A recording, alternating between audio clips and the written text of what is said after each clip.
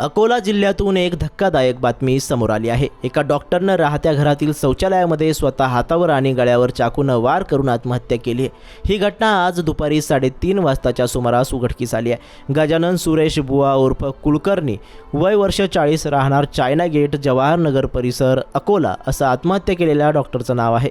गजानन हे गेल्या काही दिवसांपासून आजारी होते। त्या आजाराला कंटाळूनच त्यांनी जीवन संपवलं असावं अशी शक्यता कुटुंबियांनी वर्तवली आहे। या प्रकरणी सिव्हिल पोलीस ठाण्यात आकस्मिक मृत्यूची नोंद करण्यात आली असून पुढील तपास सुरू आहे।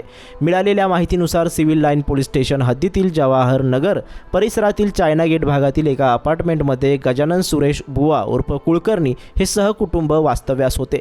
गजानन हे मूळ BHMS डॉक्टर असून समर्थ कोचिंग क्लासेसवर नीटच्या विद्यार्थ्यांना शिकवायचे। दरम्यान गजानन हे अगदी प्रेमळ आणि शांत स्वभावाचे होते। काल मंगळवारी कुटुंबियांना कुणालाही न सांगता घरातून रागाच्या भरात निघून गेले। सायंकाळपर्यंत सर्वीकडे त्यांचा शोध घेण्यात आला, मात्र कुटुंबियांना कुठलाही सुगावा हाती लागला नाही। अखेर कुटुंबियांनी या संदर्भात सिव्हिल लाईन पोलिसांत त्यांची बेपत्ता असल्याची तक्रार नोंदवली होती। 24 तासांनंतर गजानन कुलकर्णी हे स्वतःहून आज बुधवारी सकाळी 10:30 वाजता घरी परतले। आपण कुठे गेले होते, काय झालं, असे अनेक प्रश्न कुटुंबियांनी त्यांना विचारले, पण त्यावर काही न बोलता गजानन हे शांतच बसले होते। गजानन घरी परतल्यानंतर सकाळी पत्नी आणि 9व्या वर्गात शिकणारा मुलगा त्यांच्यासह असे 3 जण घरात होते। जेवण केल्यानंतर दुपारी 3 वाजताच्या सुमारास ते बाथरूमला जाण्यासाठी शौचालयामध्ये बराच वेळ झाल्यानंतर गजानन हे बाहेर आले नाही। त्यांच्या पत्नीने त्यांना हाक दिली, मात्र आतून कुठलाही प्रतिसाद मिळाला नाही। शेजारच्याच्या मदतीने शौचालयाचा दरवाजा तोडण्यात आला। त्यानंतर आतील दृश्य पाहून पत्नीला धक्काच बसला।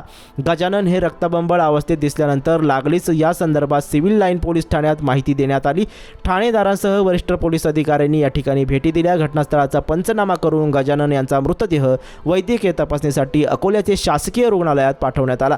या घटनेसंदर्भात सिव्हिल लाईन पोलीस ठाण्यात कार्यरत असलेले सहाय्यक पोलीस निरीक्षक विजय चव्हाण यांनी दिलेल्या माहितीनुसार गजानन यांनी स्वतः हातावर आणि गळ्यावर चाकूने वार करून आत्महत्या केल्याचे समजते।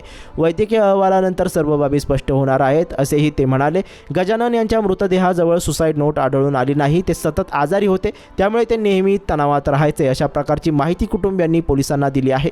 तरी त्यांच्या आत्महत्येचं मूळ कारण अद्यापपर्यंत समोर आलं नाही। पोलीस त्या दिशेनं तपास करत आहेत। कल्याण डोंबिवली परिसरात गुन्हेगारी मोठ्या प्रमाणात वाढली आहे। आता तर नागरिकांना घरात राहणे मुश्किल झालेलं आहे, कारण गुन्हेगारांना पोलिसांचा धाक राहिलेला नसल्याचे दिसून येत आहे। कल्याण खडकपाडा परिसरात एका व्यक्तीनं 9 महिन्याआधी उत्तर प्रदेशमधील 20 वर्षीय तरुणीशी लग्न केले। त्याने कल्याण पश्चिमेतील एका चाळीत आपला लग्नाचा सुखी संसार मांडला। पीडितेचा पती हा एका बेकरीत काम करतो। बेकरीच्या कामासाठी तो कुठल्याही वेळी बेकरीत जातो। अशाच प्रकारे तो काल सायंकाळी घराच्या काही अंतरावर असलेल्या त्याच्या बेकरीत कामासाठी गेला। यावेळी त्याची पत्नी ही घरात एकटी असताना पहाटे 4:30 वाजेच्या सुमारास घराच्या खिडकीतून एका अज्ञात इसमाने घरात प्रवेश केला। त्याने तिच्या गळ्यावर आणि तळहातावर चाकूने सपासप वार केले। जखमी अवस्थेत पीडितेने आरडाओरडा सुरू केला। तिचा आवाज ऐकून परिसरात नागरिकांनी तिच्याजवळ धाव घेतली। यावेळी तिच्या नवऱ्याला माहिती देण्यात आली। तुझ्या पत्नीला कोणीतरी मारहाण करत असल्याची माहिती तिच्या पतीला स्थानिकांनी दिली। पती हा घरी पोहोचेपर्यंत हल्ला करणारा हल्लेखोर घटनास्थळावरून फरार झाला होता। घरात जखमी अवस्थेत पडलेल्या पत्नीला त्याने उचलून खासगी रुग्णालयात उपचारासाठी दाखल केले। पीडिता सध्या गंभीर अवस्थेत असल्याने तिच्यावर रुग्णालयात उपचार सुरू आहेत।